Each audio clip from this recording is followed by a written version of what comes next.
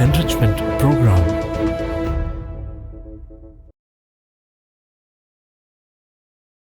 Hello friends, Namaste. As we are bracing for general elections, political parties have renewed their attention on education. Manifestos of political parties have waxed eloquent on how to revamp our education system. This prompts me to think about our education system, and I want to share some thoughts with you on this subject. You know, education is a topic that attracts wide attention all the time. Education is not just about imparting knowledge, it's about shaping minds, fostering critical thinking, and equipping individuals with the tools to navigate the complexities of the world. However, the Indian education system, while rich in potential, grapples with multifaceted challenges that hinder its ability to fulfill these aspirations. First and foremost, accessibility remains a formidable hurdle. While studies have been made in recent years to expand educational opportunities, there are still vast majority of the population, particularly in rural and remote areas, who lack access to quality education. This gaping disparity perpetuates social inequality, denying countless individuals the chance to break free from the cycle of poverty and realize their full potential. According to the 2011 census, 8.5 no sorry 8.15% of Indians are graduates. This means there are 98.61 million graduates in India. Out of this, 24.65% hails from Chandigarh and 22.56% hails from Delhi. It is critical to recognize that persons who have obtained or are pursuing higher education belong to the top 20 to 30% of the income distribution. The great majority of the country's youth fail to join higher education. Higher education enrollment rates are still approximately 27%. Moreover, even for those fortunate enough to access education, the quality often falls short. Outdated curricula, rote memorization based learning methods, and a dearth of innovative teaching approaches stifle creativity and critical thinking. The focus on academic performance through standardized testing fosters a culture of cramming rather than genuine understanding, leaving students ill prepared for the demands of the modern world.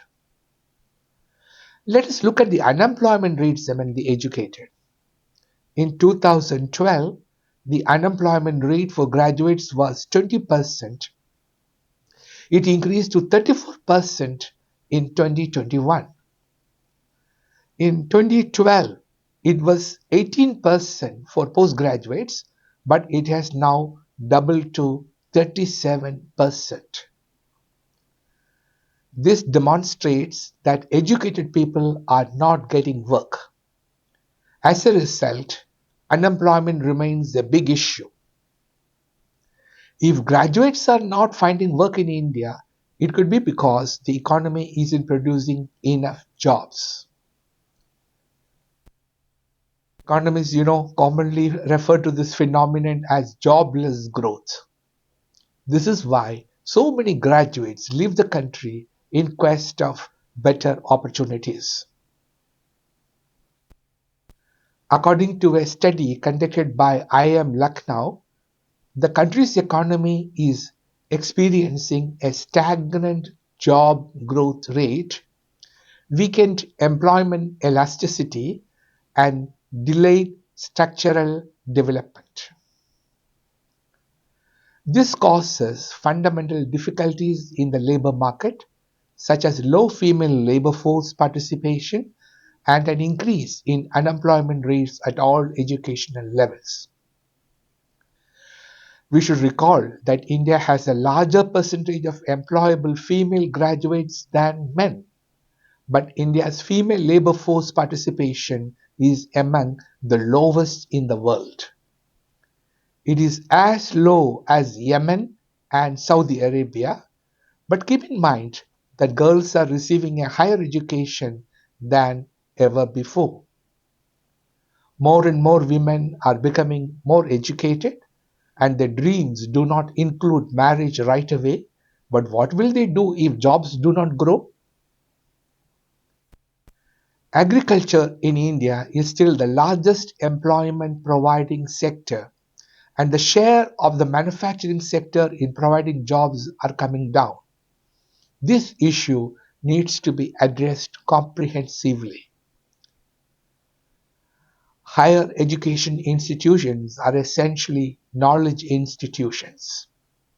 When they create new knowledge, it leads to the development of new technologies, the possibilities of new businesses, innovation, entrepreneurship, and startups. This can happen only when quality research takes place in our institutions. There are structural problems here also. One, our research and development expenditure as a proportion of GDP is only 0.7%. India falls behind developed and developing economies such as China 2.4%, Germany 3.1%, South Korea 4.8%, and US 3.5%. The announcement of a corpus of 1 lakh crore rupees in the interim budget for 24-25 to bolster the research and innovation ecosystem in the country has sparked enthusiasm within the scientific communities. Look at another anomaly. Globally, the private corporate sector accounts for about 70% of the total R&D expenditure. Only 30% comes from the government. Now, what happens in India? In India, the public sector accounts for 70% of the total R&D expenditure, and the private sector contributes only a small percent. Private sector jobs in research are not growing. Unlike in the rest of the world, the most research takes place in the universities. A very small proportion of public funding goes towards universities. Most of it from government sources goes towards the Council of Scientific and Industrial Research, CSIR, or the Indian Council of Medical Research, ICMR, etc. This is problematic because these public research institutions don't have the mechanism of translating their research output into actual usable products and processes which can help ordinary people. Unless our universities are funded more and industries associated with this, the same predicament is likely to continue. About quality, the less said about it, the better. The quality of progress, structure wise and quality wise, are substandard and lack objectives that can meet the basic industrial requirements of skilled professionals. Our higher education is out of touch with the skills required in the job market. Students in our schools and colleges lack 21st century life skills.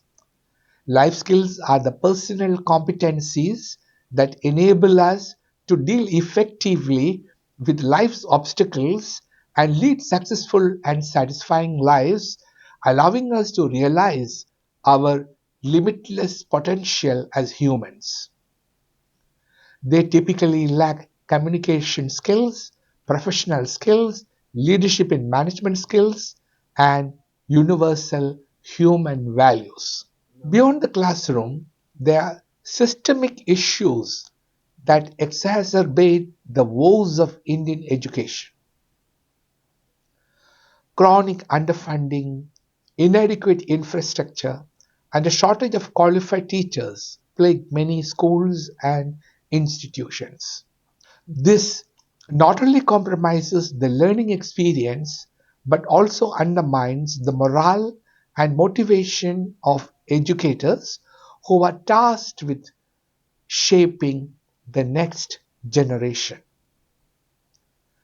Addressing these challenges demands a concerted effort from all stakeholders, policymakers, educators, parents, and the wider community. It requires bold reforms that prioritize inclusivity, innovation, and relevance.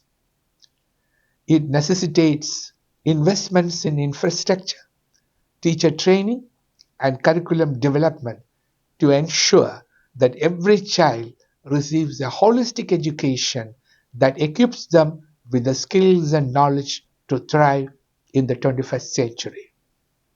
Let us hope that the new government, which is going to take the reins of the country, will look into all these issues. Thank you. See you in the next episode.